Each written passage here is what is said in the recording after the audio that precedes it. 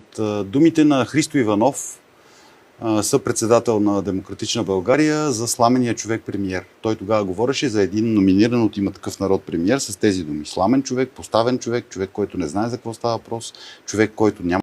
Преди една година ПП подкрепи принципа, че който руши пътищата, нали си спомняте, трябва да плаща повече. Така произведохме решение на Министерския съвет, с което да направим така, че това да плаща. Първо, правилника на Народното събрание има ранг на закон. В правилника са описани всички ваканции, които имат народните представители. Така че това, което в момента се предлага, е практически незаконно. Обърнахте ли внимание кои са вносителите на това доста незаконно? Проблема на Народното събрание е, че и това е кардинален проблем вътре в самата същност на Българското народно събрание, че тия, които влязат тук, решават, че са богове и са по-важни от всички останали. Доказателство за това е готвените в момента